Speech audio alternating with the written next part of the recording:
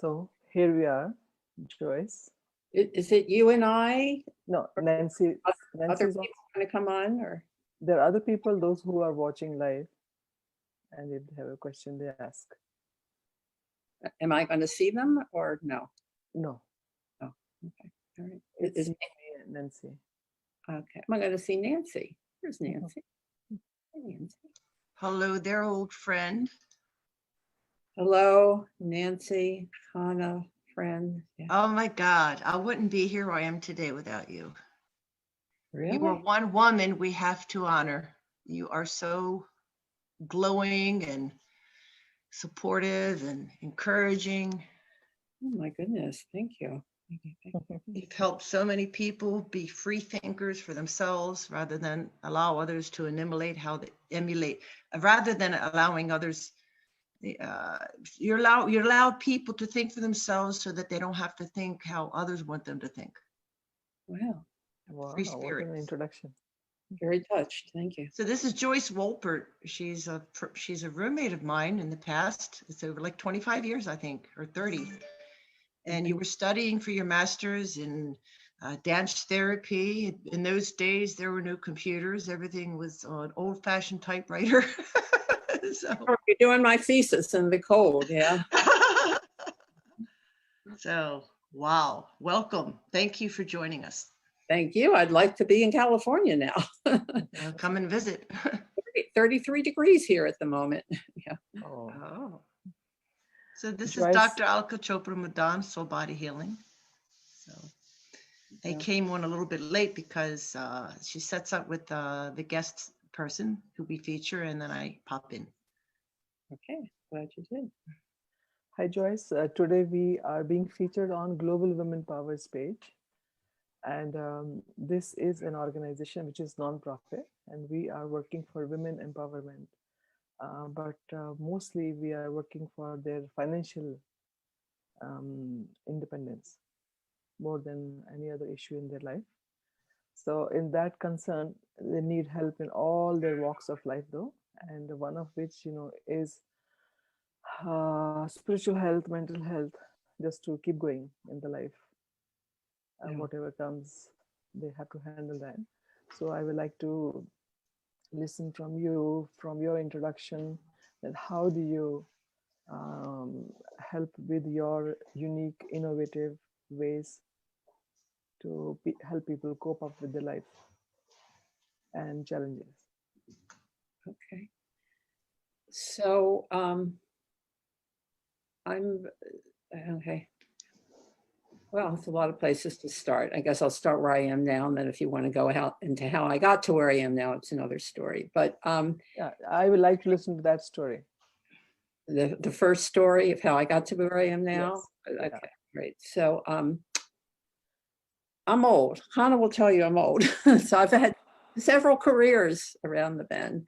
I actually started off in journalism as a newspaper reporter many years ago. That was my undergraduate degree for a small paper in Maryland. And it was very interesting. And the town was small enough that I got to cover all levels of the government. And I got to see society pretty much at its worst. And one of the things I covered was what they call magistrates court. I think it's called district court these days. And I would see the same people come in. They didn't call it homelessness, they called it vagrancy. And they come in every 3 days and jail for a day and go out and get more money and robbery. And it became very clear there were issues of poverty and homelessness that weren't being addressed, And then, of course, I also got to see corruption of people who would say one thing and do something else. And that was kind of discouraging. And I came into journalism very wide-eyed, really believing if I wrote the truth, people would believe it, take action, and things would change. Unfortunately, journalism is its own corporation and has its own stake and profits, and it's not always going with the truth. So it was discouraging. And I just stayed for about 1.5 years. And then I went to Europe, people do after college. You save your money and you go to Europe. And that was a credible experience because I felt like I never really thought about art so much, but in Europe, the art is just right there every place. And so I really felt there was like this incredible beauty in the world that I hadn't experienced before. And then I came back, and this was in the late 60s, and with everything that went on in this country, when Kennedy and then Johnson were in, they established the Peace Corps for people to go into other countries, but they established something called the Domestic Peace Corps called VISTA. And I joined VISTA, and I was there for about a year and a half. And I very much wanted to go to a Black area because that's where a lot of the problems and riots after Martin Luther King, but they would not send white woman to a Black area. They didn't think it was safe, and I was disappointed. So they sent me to a white area in Maine, and there was plenty of poverty. It was white poverty, but it was very cold, and the housing wasn't good, and jobs were being lost. It had been forest industry was going down, and Maine produced paper, and that industry was going down. So I was there for about a year and a half, and that was also fascinating. Again, the town's small enough that I could see how different things operated, but the difference in the journalism job, I just had to record every horrible thing that happened. But here I could be an activist. So I'm not saying I knew what I was doing because I really didn't have much training in it, but we were able to be free enough to see different issues and try to attack them in our own way. And so I very much realized that people, poor people, people who may not have had a lot of formal education, have a lot of ideas about what they need to help them. And that's where you need to start. You cannot start at the top. So that was, I felt in my own way effective there because I was learning what I could do, how I could facilitate. And again, I used my journalism skills. So there were some community newsletters that I put out. I'd been a camp counselor before, so I was able to work with children in there. That was good. Again, I always had in my mind I need to go to Boston. So fortunately, after there, I moved to Boston. And again, it was the 60s, times were open. I don't know if you could do this today, but I was determined to get a job in some type of anti-poverty work. I literally walked up and down the main street in Boston, Tremont and Boylston, and I stopped into buildings and went up to the offices. I mean, today you could not get past a security guard, but I just went up there. Anyhow, I found this one place, Interfaith Housing Corporation, and lo and behold, the Black man who was head of this one unit had been from Baltimore. So even though I didn't know him, he's sort of like, oh, you're somebody from Baltimore. So we were able to talk, and I got hired as a tenant relations organizer. Again, did I have training in this? No. But something about, when you approach people with you're enthusiastic and you want to learn, and something about that. They took. Of course, there was a lot of anti-poverty funding at that point. So I worked there, and that also was eye-opening because we're working with low-income people, and Boston was a very diverse city, and a lot of the people I worked with were from cultures that I knew nothing about and spoke languages that I didn't speak. So that was kind of another thing to try to facilitate. And, even though I felt like I'm for the people or want to be for the people, sometimes people see, well, you're with an institution and they already sort of don't trust you. So there were those kinds of things. Anyhow, I stayed there, and very political. Our good efforts would be shot. Like one example I was organizing tenants in this building. They were renovating the building, and the idea was to then tenants would own the building as a cooperative venture. Well, they had to have them take the mortgage. So part of the education was how the people from being a tenant learn to take responsibility for a building. Well, first of all, not everybody wanted to do that. Then we found out that after the renovations and people were moved back into their apartments, the developers did a terrible job. They did not do the job they were supposed to do. So our group decided to go after them. However, they were no longer in town. They were in an offshore island. It was really something. So here I started, like in journalism, you can tell the truth and people are going to change. And each experience is like you see in the world. Try to keep yourself afloat in that. So then my thing became escrow. When landlords don't do what they're supposed, we had to work with the lawyers to put the rent in escrow to get the places. Well, believe me, nobody wanted to own that building at that point. So that kind of fell through. So it's hard not to take some of this personally, even though, you didn't cause the whole thing, I'm just always trying to figure, where can I be effective? I know what my heart's telling me. I know that I want to help, but I just didn't know quite where I fit in. So then we went into, again, was very fortunate. Even though I was in Boston, it really didn't cost a lot to live during those days. And we had what they called like an urban commune. Today you would just call it a house with roommates, but we were people living together and it was cheaper. So I went on my own exploration. I had always liked to write. That's how I wound up in journalism, but I had always written poetry too. And I had always taken dance classes, not professionally, but I liked to dance. And I always felt that had some creative spark in me, but I didn't know what it was. So it was a great place to explore. So I spent another couple of years in Boston, not working at an official job, but I have some savings and doing a lot of this creative exploration. And that was great. And then as things connect, sort of not a direct line, but as things connect, I wound up actually moving out west to the West Coast. I was actually going on a camping trip with someone. And when we got to the end of the trip, the person decided to go back to Boston. And I decided to stay. So I wound up in a town called Eugene, Oregon. Again, had I ever heard of this place? No, I didn't know anything about it.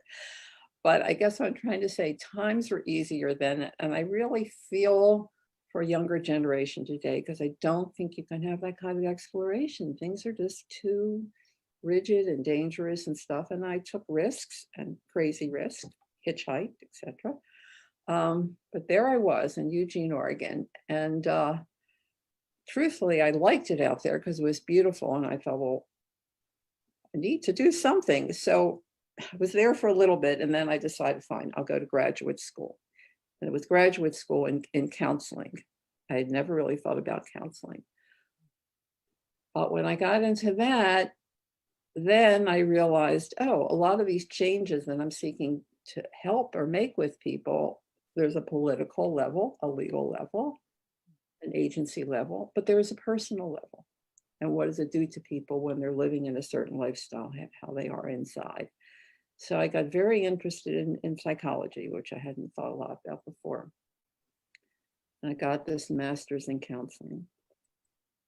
And I worked, there's only one hospital in town. It was a Catholic hospital, but everybody in town went there. And I got a job as a therapist, psychiatric therapist in this hospital. And truthfully, people were quite over-medicated when they came in. And so it was ridiculous to have them in a discussion group. They couldn't talk. But because I had sort of done that creative part, and I realized that you can use music, you can use movement, you can use acting, I started to use that with some of the patients, and I found it better than this verbal kind of stuff. The other thing that happened when I was in Oregon, which I would say is like a major life change, I became part of the outdoors. I had never had one thought about nature before that. My whole thing was inside and reading.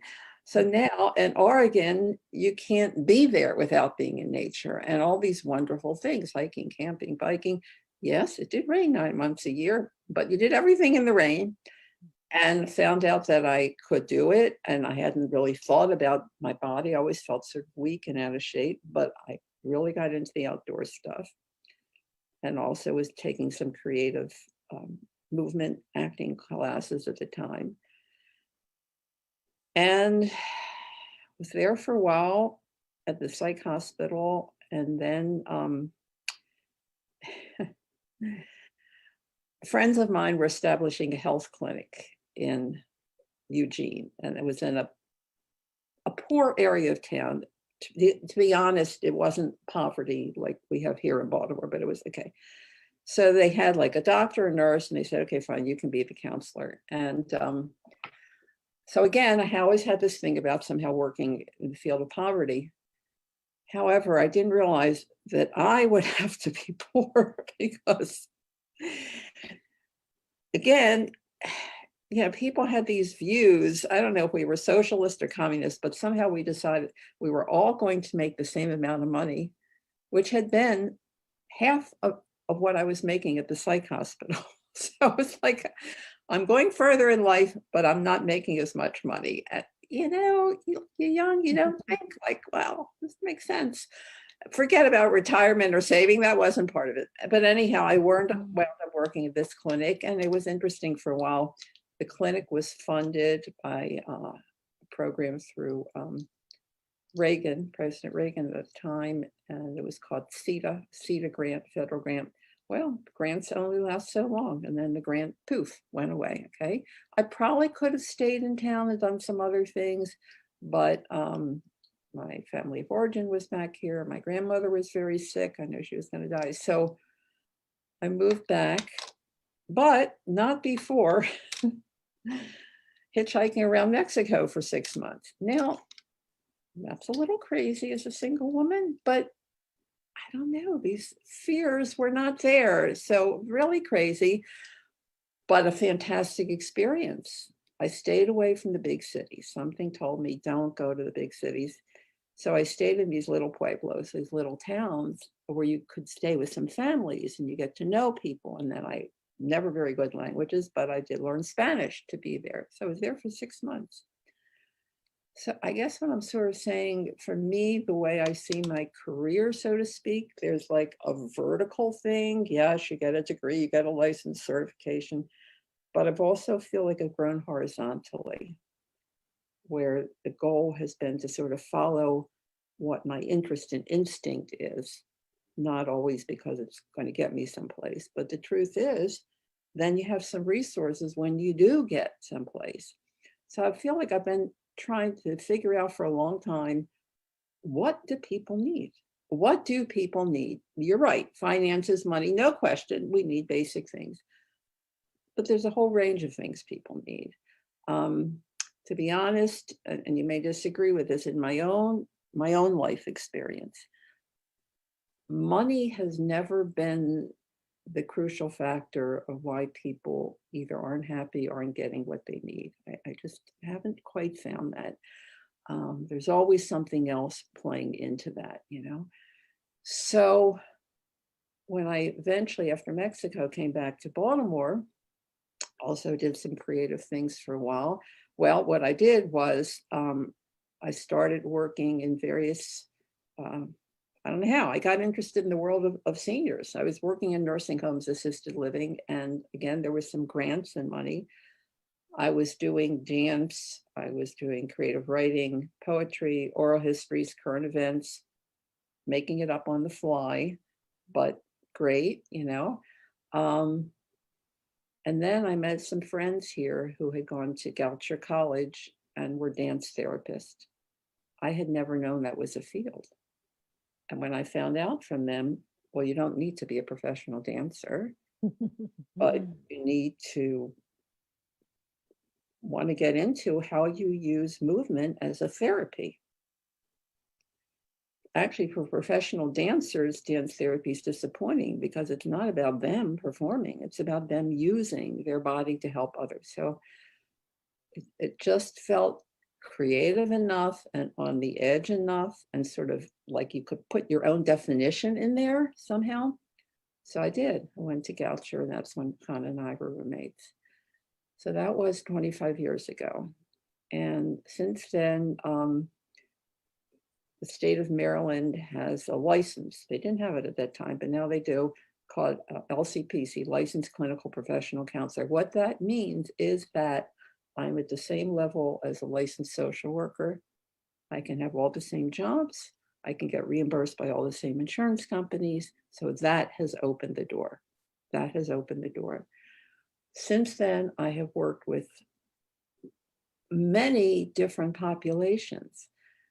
After I finished the dance therapy school, I was hired by Hopkins Hospital to be a school-based counselor.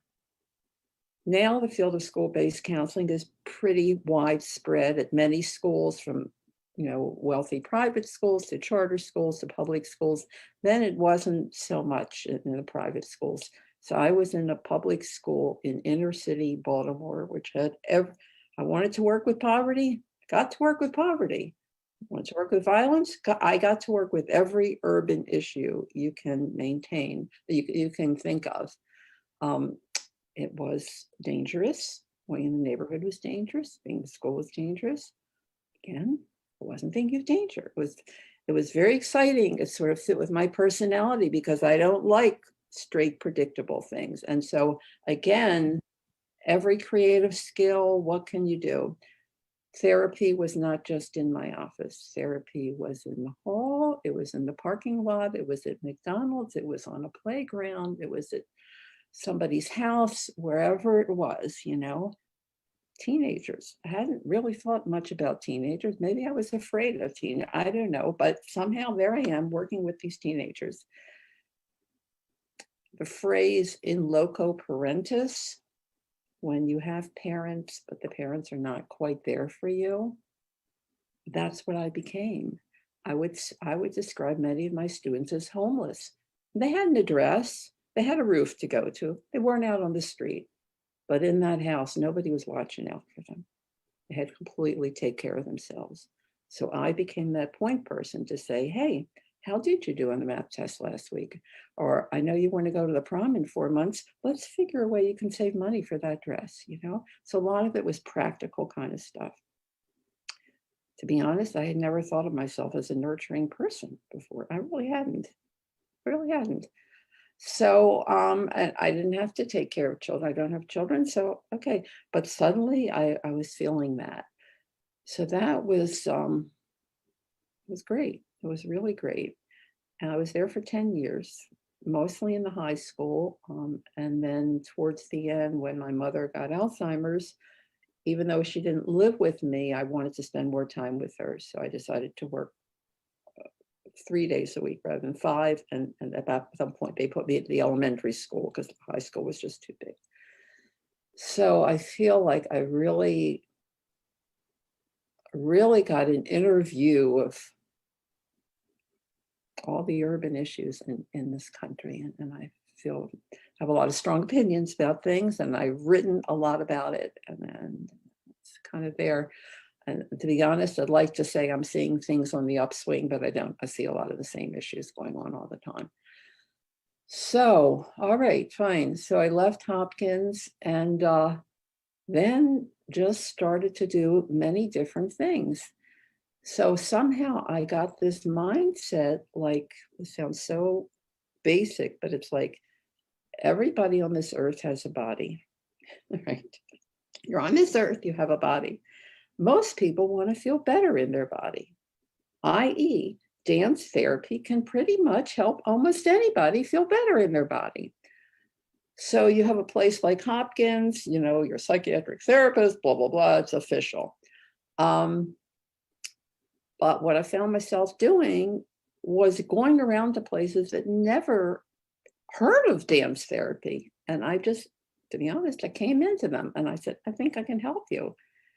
They didn't know what to make of me, but they said they have a population they have issues with. Fine, try it out.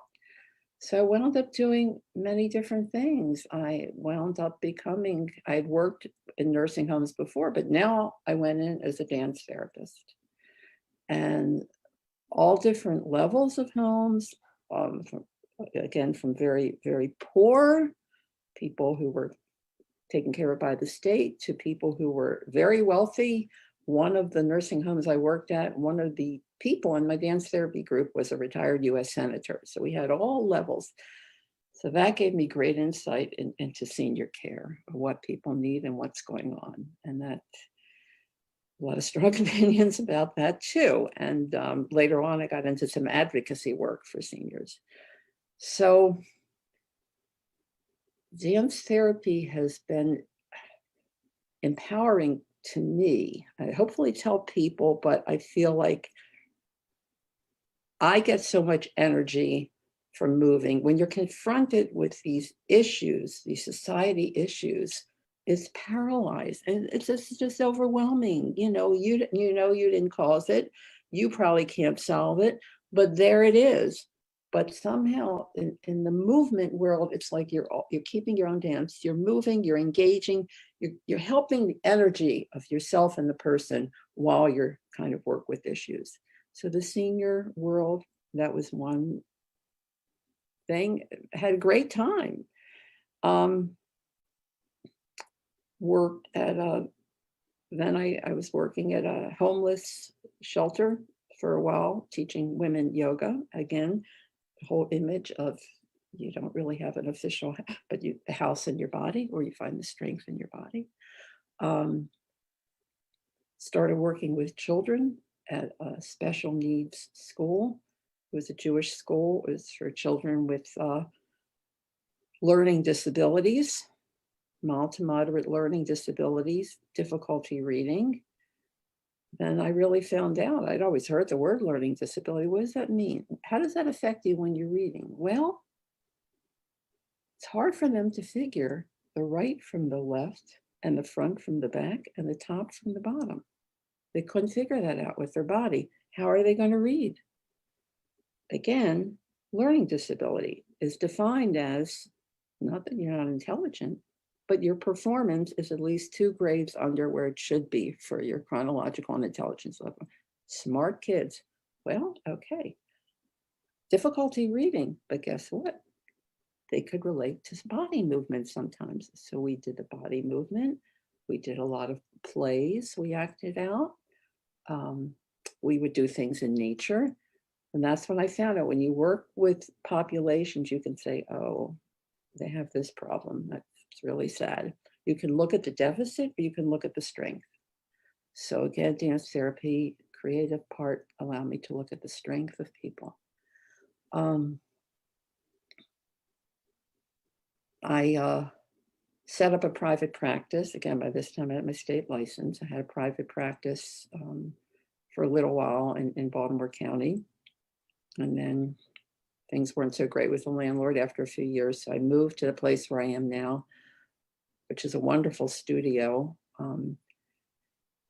Fortunately, it's literally across the street from where I live. So it's very easy to get to. Of course, I've been paying rent since March and haven't been in there since March. I've been seeing everybody online.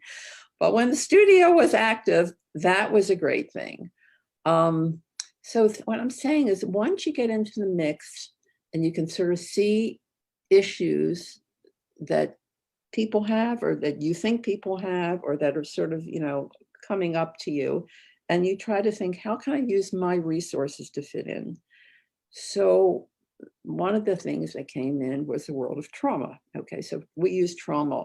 Everything is trauma informed these days, and people becoming more aware of trauma. Well, at that point, the Jewish community that I live in was forming a group that focused on trauma, focused on abused women. And then after you got through the crisis of domestic violence, the trauma, and the trauma could not just come from domestic violence, but in general trauma. It was interesting because right across the street from this Jewish group, which is called Kana, not based on my friend Kana, but Kana,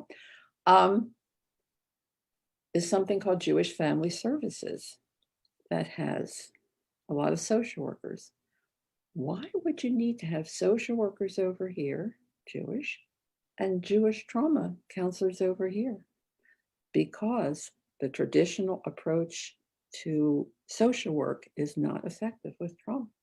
It's a whole different thing in being a trauma counselor. So that's the group I joined. And again, one of the things is to always find an alternative way to work, because a verbal way to work is many times not the most effective way to work with trauma. So dance therapy, right? Nature. So I went with the group and they did some training, and then I went and got another certificate to become a trauma therapist. So I did that for a while. Very interesting. And again, it allowed me to bring my religion in there. I had not worked so much with specific Jewish groups before, and I saw some people, particularly from a very Jewish religious point, how the interplay of the religion and the trauma and the community came together. So here I am, and the thing with the seniors is very strong in my mind, and I still have my practice, and I've been seeing people online, and it's all ages. I'm very committed to try to do something about seniors, because it's not altruistic. It's me. I'm the senior, and going forward, the world is not kind to seniors, and even seniors with money and resources. It's just very difficult. And so I become, I guess you'd say, an advocate. And I worked for a couple years for a group here. It was a Jewish group, and they have what was called a village. The village movement is throughout the country, and the village is basically, it goes with the mantra, aging in place. So it's seniors, and how do you keep seniors? Give them resources to stay in their homes or apartments together. So I was the wellness coordinator for that group for a couple of years. And so I met a lot of seniors and went to a lot of funerals and visited a lot of nursing homes. So I left there after a couple of years. I was, to be honest, again, frustrated. Again, these things, and they're not quite what you think they're going to be. I felt like they really weren't going after the quality of care. Like their thing was, oh, you have a senior in a place and we help them with this and give them a ride here, and then they go to the nursing home. It wasn't that they weren't getting care, but the quality of care. And again, money, it wasn't poverty. And that was interesting too. Quality of care really suffered. So then I got a job. We have a big Jewish nursing home here called Levendale. It is essentially a Jewish nursing home, but anybody can go in there. And there's a lot of clients from other cultures and stuff. I was a dance therapist there part-time for 4 years. Kept hitting the powers that be. I would say things that I saw going on that weren't right. And they would say, oh, so you don't like working here? And I knew that I could report those things to the state, but I didn't. I went to the supervisors first. They didn't want to see what was right in front of their eyes. So I left there. You have to be willing to go in and out of places. So I left there.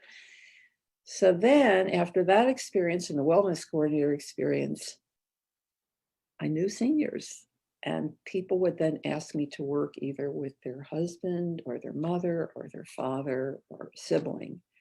So I started doing one-on-one work. Now, for various reasons, the Medicare will not pay licensed counselors, so I could not get reimbursed by the government. So people had to pay me out of pocket. So people had some resources to pay. So my whole thing became what they call follow the person. Okay, I'm going to meet the person in their home. They're going to fall. They're going to go to the ER. I'm going to be in the ER. Then they're going to go to rehab. I'm going to be in rehab. Wherever they were, I'm following the person. So you get a very intense relationship with people, very intense. And some of my clients were in the terminal stage of dementia when I met them. So you could say, well, what kind of relationship? Again, I don't know how to tell you. The way I think of dance therapy is the craft has never failed me. I have failed the craft, but the craft has never failed. The last moment of a person, they can have a kinesthetic sense. They can have a felt sense, okay? And so, yes, I'm not a massage therapist. I guess legally I shouldn't put my hands on somebody, but I did. People are lying there suffering. I had my hands and massaged, whatever you did.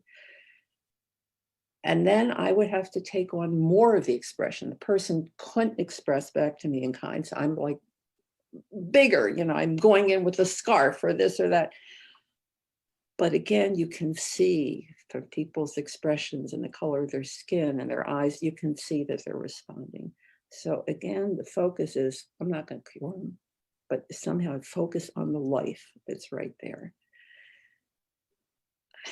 And believe me, I didn't want to become a hospice person. I had no preparation for end of life, but there I was at the end of life with people, because if you follow them where they are, that's where. So, it took a lot, and I believe I'm still recovering from some of those experiences. But again, I have become an advocate. I'm not saying I'm effective, but as much as I can, writing and talking about what goes on in the world of senior care, because the people who are the clients, the patients, can't express that, and the families are terrified. Because I thought in doing this work that the families would be my greatest allies. The families are so anxious when their loved one is in there, and anxious, guilt, angry, whatever. And then when the person dies, everybody says, oh, I'm going to sue the nursing home. But most people don't have the energy and don't want to be reminded of that. So they kind of sink back into themselves, So kind of that's bring you up to today. So I have my practice online. My practice, again, has to stop before Medicare. So I have to stop at age 64. I guess in reality, my oldest person now is probably about 62 is my oldest client now, but I start at age 5, so some children.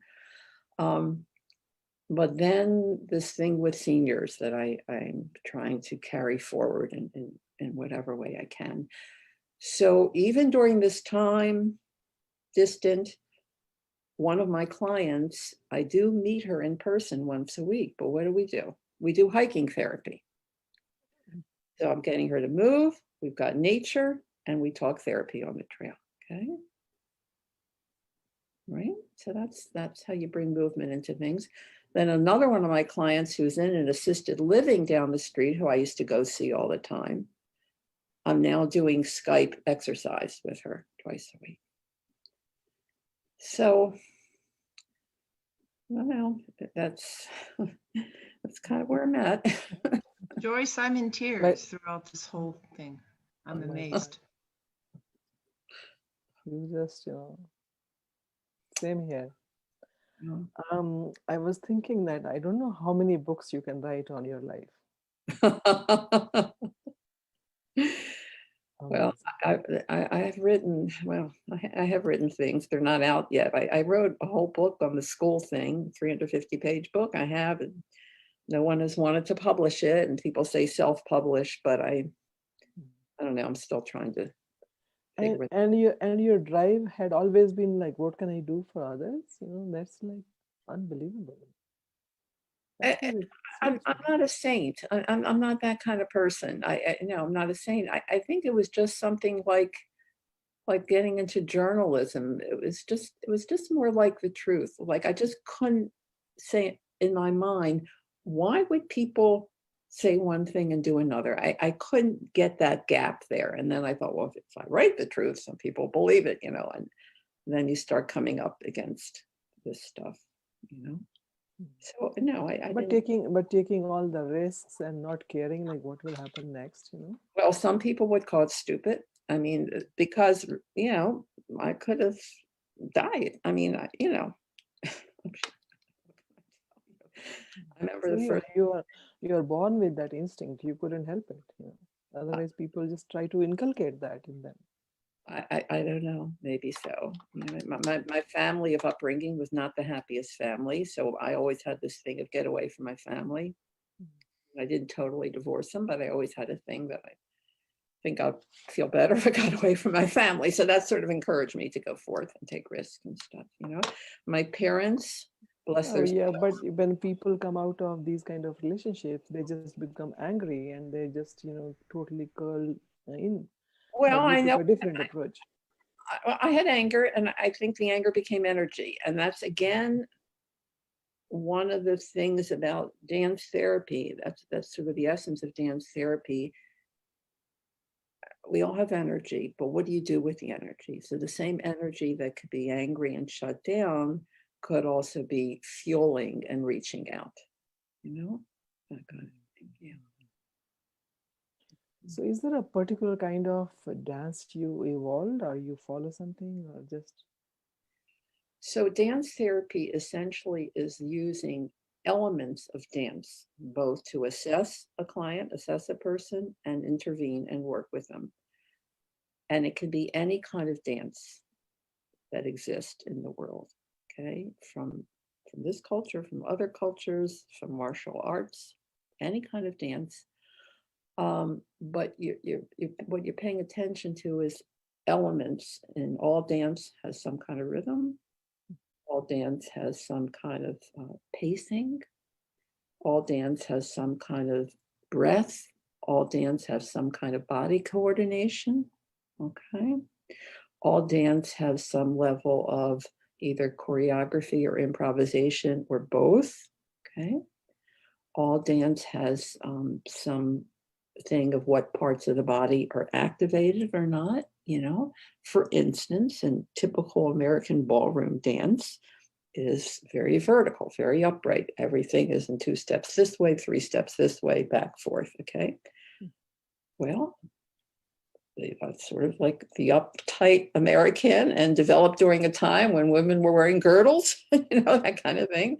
And then you get into Latin dance, and everything is below the waist and moving. So if I'm working with somebody and want to help them loosen up, I'll probably use some Latin music kind of stuff. And dance has a goal. There's a goal with every movement.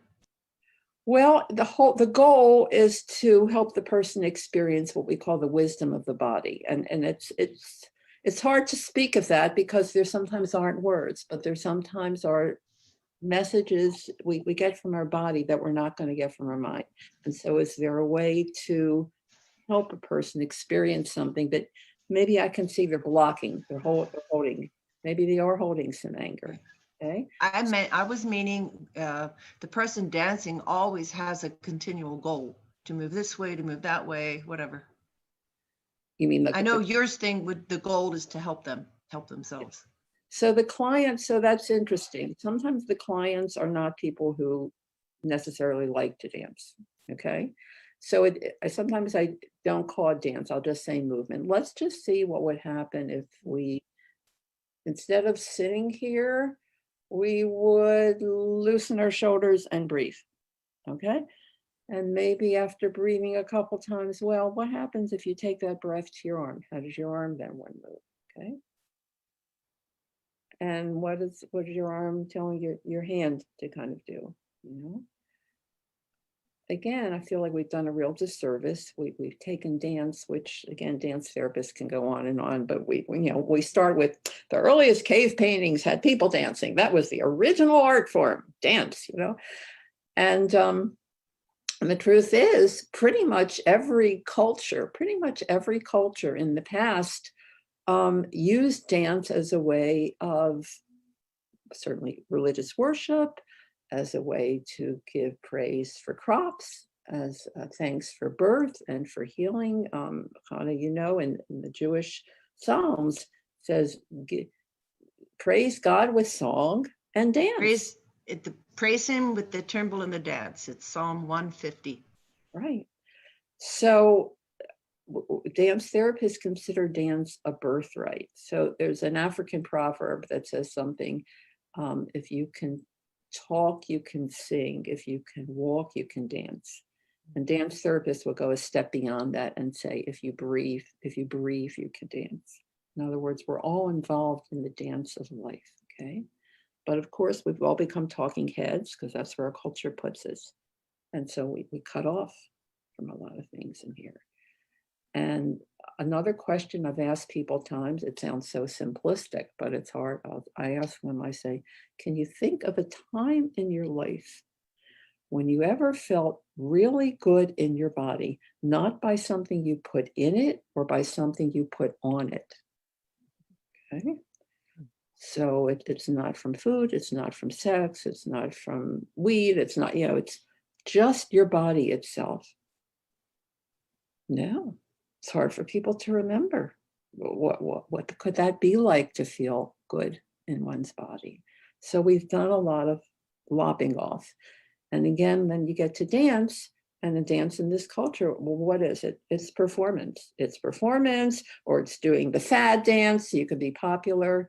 I used to teach at Beth DeFilla camp. It was a very, very large camp here in Baltimore, and I was teaching movement to children. And I remember one day, little 4-year-old comes up and says, I can't dance.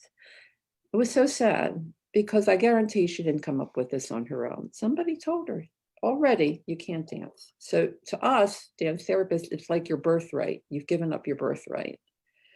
So we feel that everybody has a right to exist in their body and find some wisdom, some strength, some energy in their body.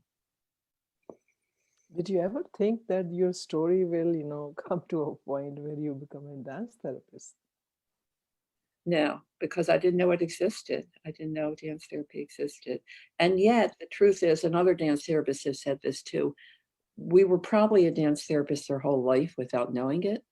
Because when I was taking ballet and things growing up, I always used to put my parents on the sofa and perform a show for them, but I didn't know what that was, So I had no illusions that I was a great dancer or anything like that, but it was something about performing. So I feel very fortunate. So for me, as far as careers, I'd say the two main transitions have been after I left the newspaper and I worked in that Vista job in Maine, when I found out that if you want to work with people, you better find out what the people are thinking and not just come in with your own plan. And then dance therapy, where I found out that it wasn't just a curriculum somewhere out here, but I could start right with here. This could be a source of healing, And it's helped me a lot because I'm moving all the time. I'm moving all the time and very conscious of my body and how it is. I'm grateful for that. It's healed me of a lot of things. When I was 16, I slid on the ice because I was going out on a date, and my mother said, it's icy. Don't wear your heels, wear boots. And I said, oh, boots don't look good. So I wore my heels, slid right on the ice, sprained my sacroiliac. Excruciating. From age 16 to 25, I was continually going to chiropractors. They were wrapping me up. At age 25, I took my first yoga class. 25, now I'm 50 years later, right? Maybe I've gone to chiropractors 3 times since then. Learned how to work with the body. So we all have parts of our body that are strong, that are weak, that are this or that. The problem comes when we start comparing ourselves to other people. That's the problem. We have to learn our own body and listen to it. Another question I have from you is, because here we are talking to you as a woman, and dance Yes. therapist is one of your vocation. Yes. So did you have people say you always have an inspiration to look up to, or support system or a mentor? You had all these things, or you did not need any of this? A mentor? Well, in counseling, you need supervisors until you get licensed. I had supervisors along the way, some better, Not some not from the technical perspective, but to keep going in life. Oh, I don't think so. Well, I don't know. I mean, I've had some friends who I've been fortunate to have and who were pretty impressive to me.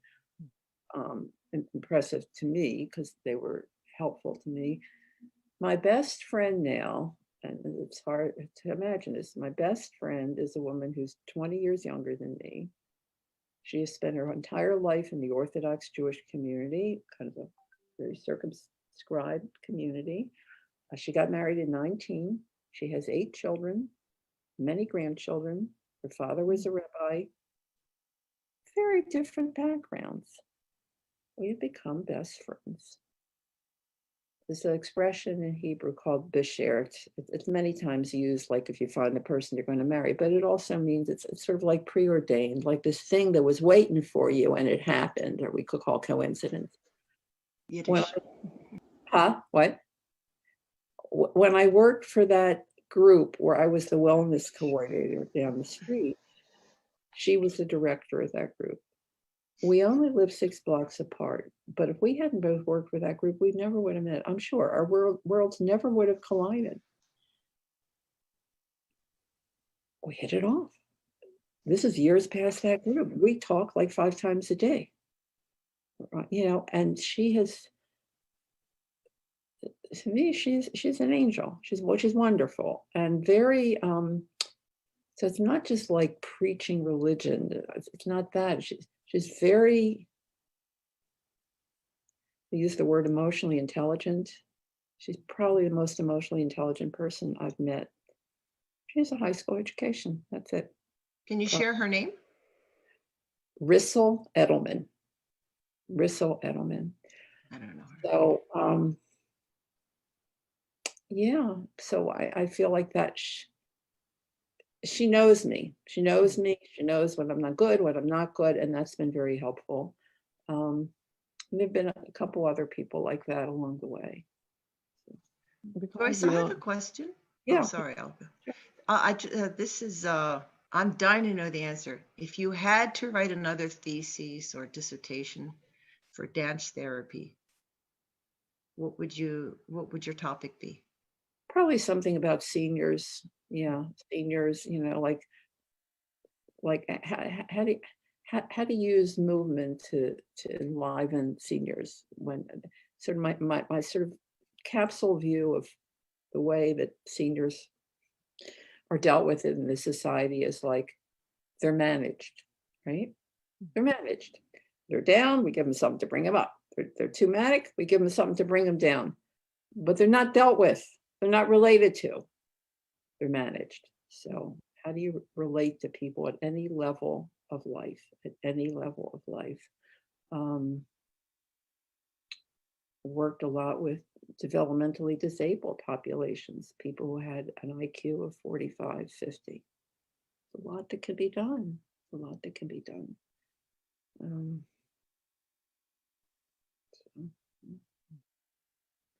So, because most of the women folks, they generally take reasons why they cannot do something.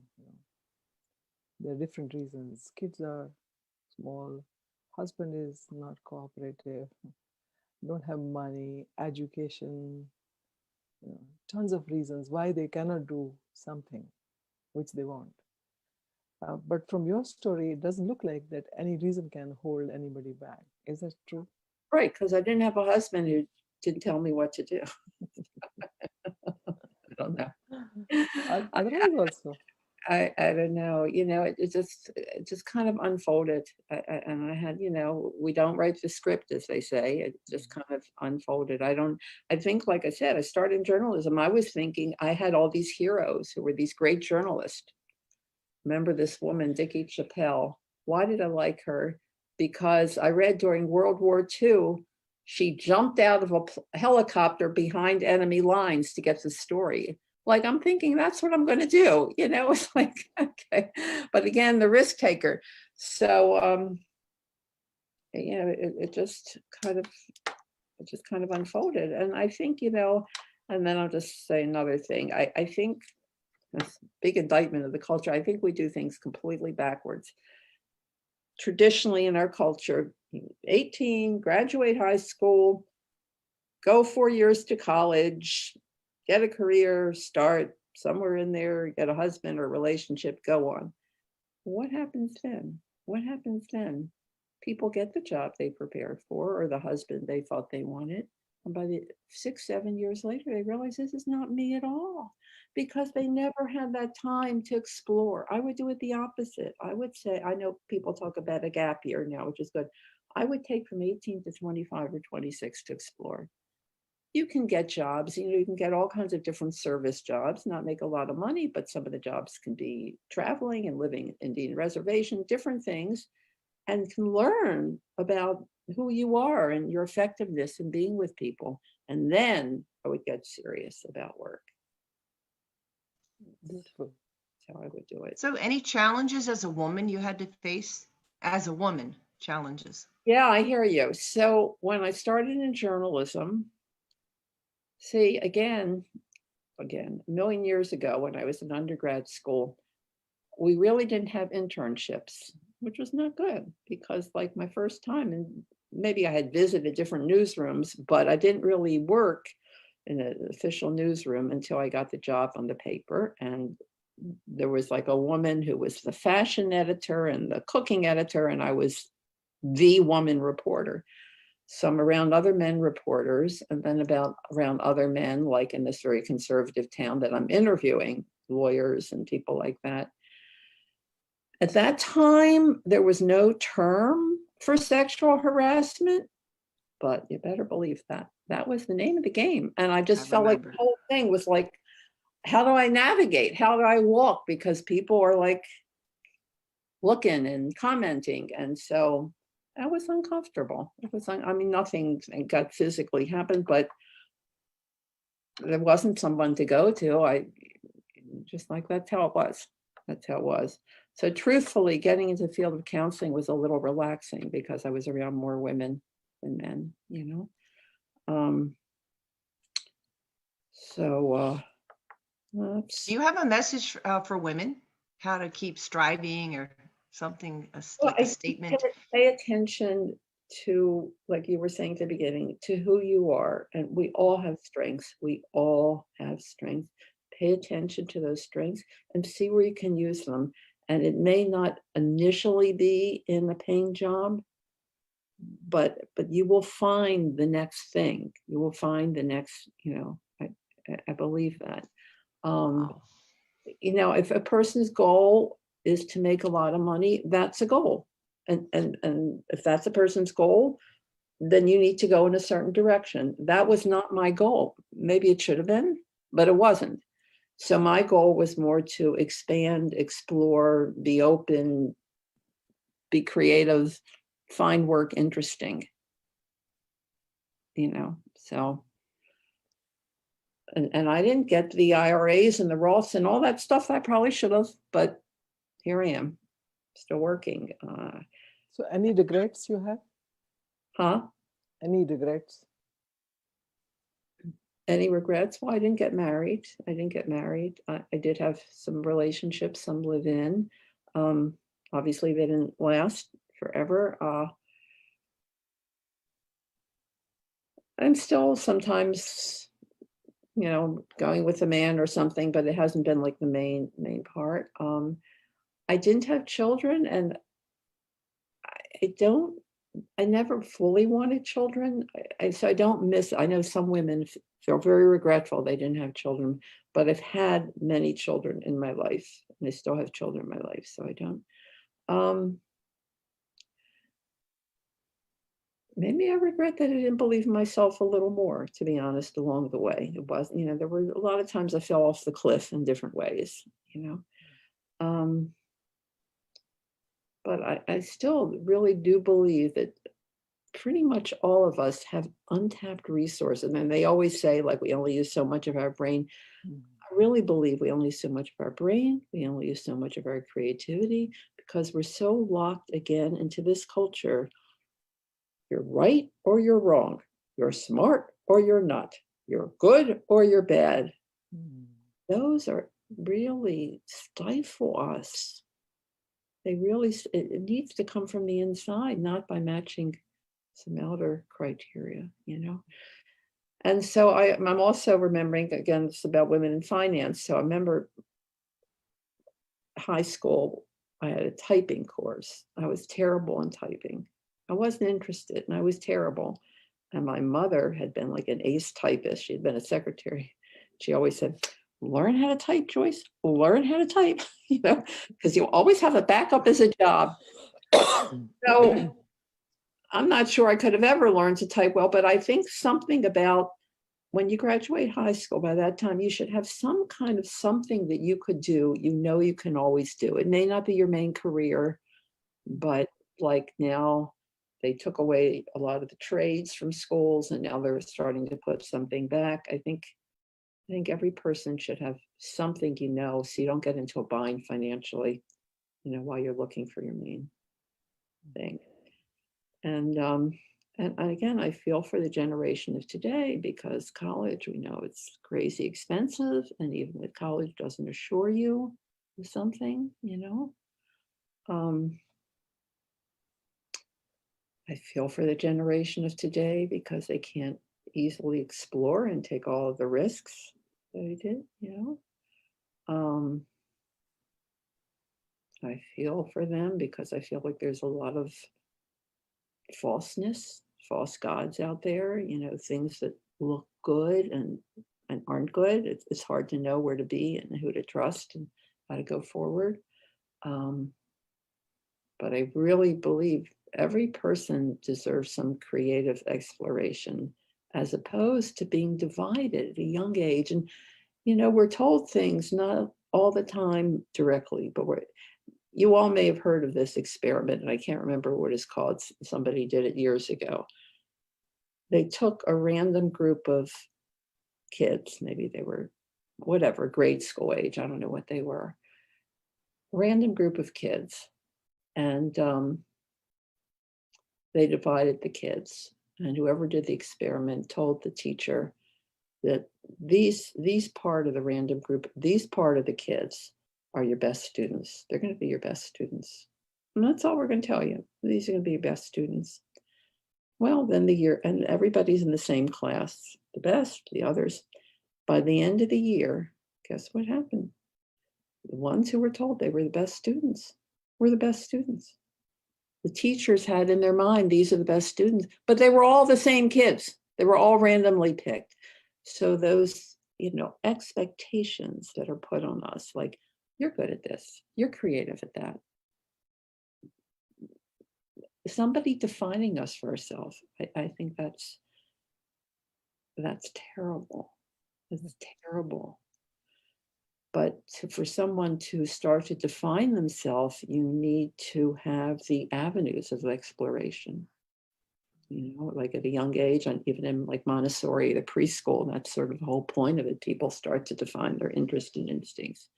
But for somebody to support that rather than start to label and categorize. Do you remember that project you had to do for your master's? You had to go to the zoo and imitate an animal, and it was the birth of some bird or something. And you showed me it, and you were lying on the floor, and your hand was wiggling in your head, and was like. I remember you got into the chicken. I remember you did that. Oh, I loved it. I liked it. Yeah. I every week I remember it, and I remember you. That stuck with me, and we're all like that birthing bird. That's right. That's right. Right. So that, again, learning from animals, learning from nature, just life in all its different forms, I just got a book. I ordered it. It's an older book. I got it from eBay or something. It just came. It's called The Hidden Life of Trees. And it's translated from the German by some guy. Apparently his whole thing is how trees communicate, how trees are their own society, how trees take care of each other. And so nature becomes our teacher. And I've used tons of nature imagery in my work because now I'm a hiker and I'm out there. And so it's a lot of ways to learn beyond formal learning. And trees have a voice. We can't hear it. It's very high pitched or something, but they actually talk verbally as well as chemically. So to conclude, what I feel by talking to you, that you have earned complete freedom and you have paid a price for it. Something like that. And that's a good way to put it. Yeah, that's a good way to put it. Yeah. Very good. Well done. I salute to you. What is the name of your business, Joyce? Well, interestingly enough, I don't know if you can see this necklace, but at the beginning, I called my business the Tree of Life. This is the Tree of Life necklace. Tree of Life, as you know, Hannah, in mystical Judaism and the Kabbalah, there's a whole thing with Tree of Life.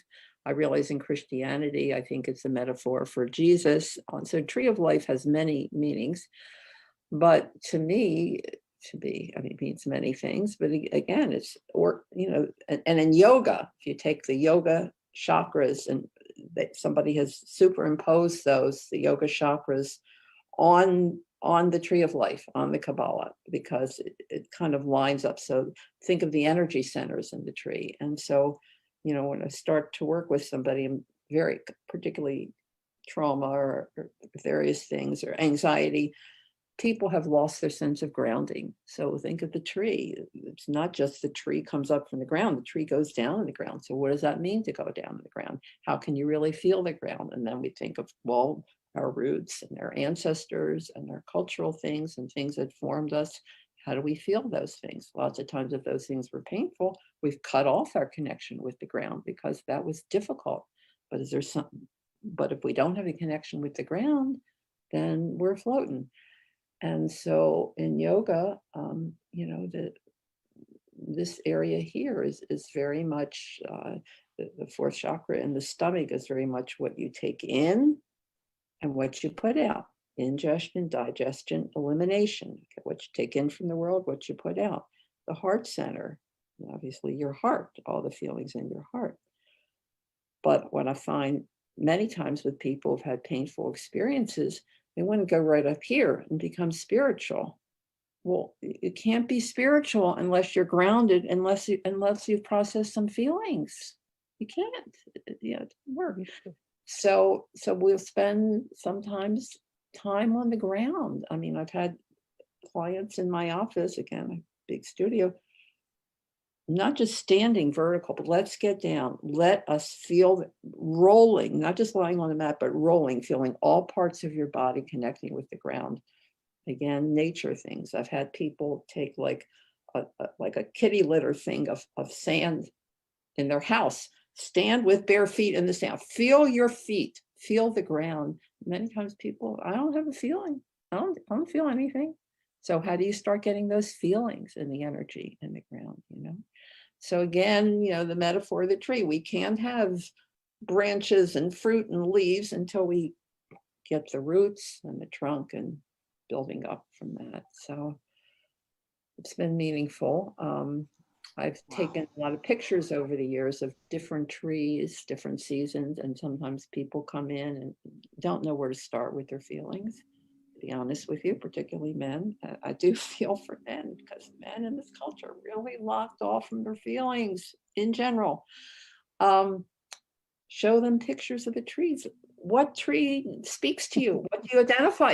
Let's start from that kind of thing, So I feel, life is in many forms all around, but we have to be open to that dialogue, So, all right, the point was, it was a tree of life.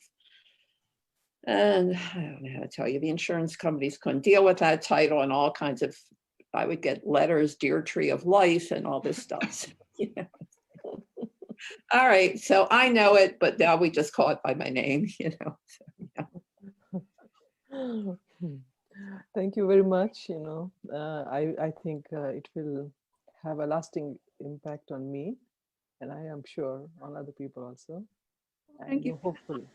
Thank you for this opportunity. Tell us your website. It's not actually, well, it's through Psychology Today. If you put in Psychology Today, find a therapist, and you put my name in, then it's not everything I do, but it's a specific counseling thing. I Googled Joyce Wolpert, JoyceWolpert, and that did come up. Okay. All right. So that's Psychology Today. And then I have a blog I tried to start. Again, I'm not very technically proficient, but I did start a blog, but somehow nobody goes on it because they don't know how to find it. So if you put in it's like all one thing, walking the walk hand in hand. Yeah. That's kind of my senior blog, and some things will, oh, did you find that? Yeah, I did. Right. So I have a very good friend that's a website developer, digital marketer. uh-huh. Maybe I should introduce you to So him. we can share your blog with our page as well, That'll be fine. so that more people can do it. Okay. Thank you, and hopefully see you again sometime. Thank you. And thank you for the good work you're doing, helping women. Appreciate it. Happy New Year, Joyce. Wonderful to see you, Kama. Take care.